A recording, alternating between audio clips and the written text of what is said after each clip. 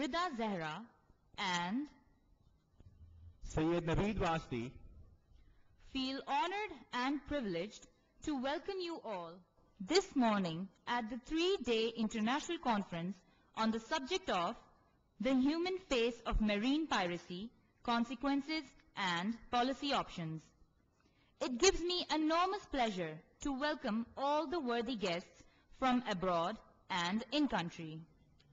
This promising event has been organized and hosted by Fazildad Human Rights Institute, Islamabad, National Center for Maritime Policy Research, Karachi, Pakistan, the Piracy Project at Dalhousie University, Halifax, Canada, and sponsored by Near East South Asia Center for Strategic Studies, National Defense University, Washington, USA.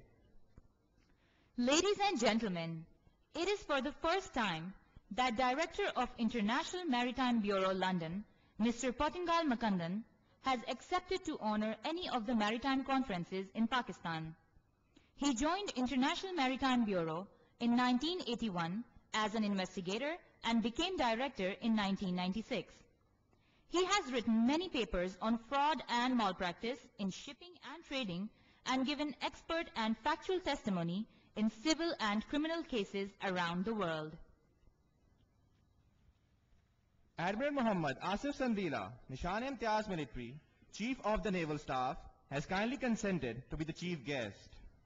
Ladies and gentlemen, now I will give a brief introduction of National Center for Maritime Policy Research, NCMPR. NCMPR was established on 13 January 2007 to provide a seed of excellence for maritime policy research and serve as think tank for multidisciplinary study and analysis of maritime affairs to provide cardinal guidelines and solutions to challenges in the maritime domain. Ladies and gentlemen, the Fazildad Human Rights Institute was founded on the principle that education is the most sustainable defense against violence and extremism in Pakistan. Their methodology is geared towards changing the mindset of society towards moderation, peace, and tolerance. Fazildad Human Rights Institute is a non-political, non-profit organization working very closely with the government of Pakistan and with the civil society. Main objective of the organization is to eliminate human rights abuse by spreading human rights awareness through educational institutions, media, and individuals throughout the country. Ladies and gentlemen, now a few words about piracy. Before Somalian piracy appeared on the international radar, hotspots like Malacca Strait, South China Sea, and the west coast of Africa off Nigeria were much better known for this type of activity. Official statistics indicate that out of the 1,181 hostages seized by the pirates in 2010, a record of 1,016 were captured by the Somali pirates alone. Pirate attacks in the region have increased sevenfold since 2005. Piracy today has assumed such distressing dimensions that the 40-odd naval warships being deployed solely for counter-piracy operations of Somalia. While a number of countries like Australia, China, Iran, Japan, Malaysia, Pakistan, Russia, Saudi Arabia, Singapore, South Korea, Thailand, and USA have contributed warships for the purpose at one time or another. In this regard, the most organized efforts are formation of task forces like the EU Task Force, Combined Task Force 151, and the NATO-sponsored Operation Ocean Shield. This conference is primarily concerned with the human face of piracy.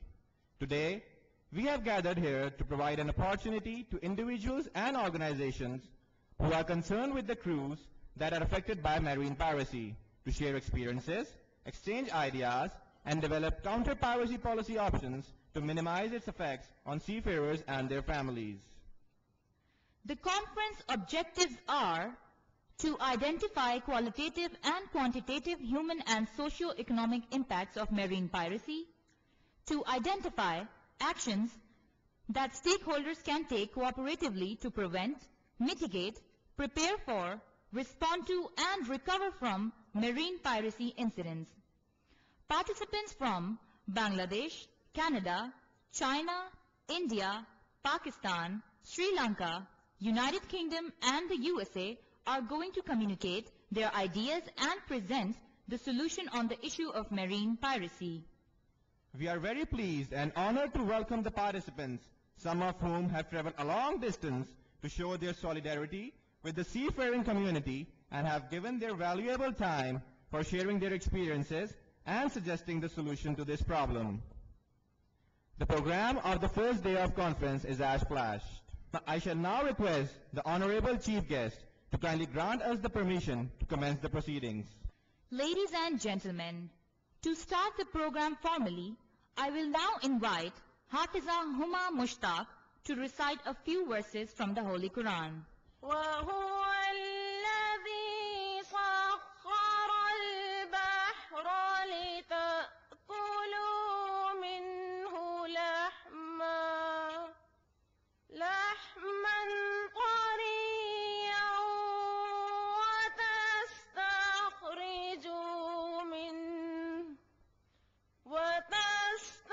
وتستخرجوا منه حلية تلبسونها وترى الفلك مواخر فيه ولتبتغوا من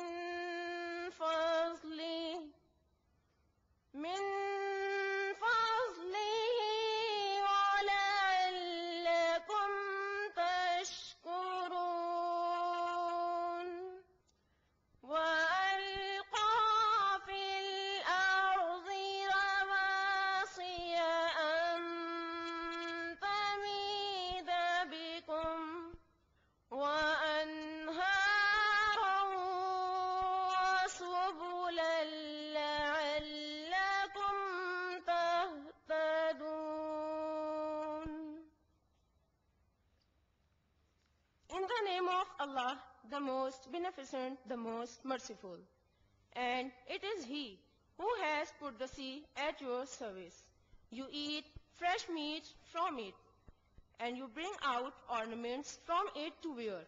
And you see the ships moving through it, so that you may seek Allah's blessing, and that you may be grateful.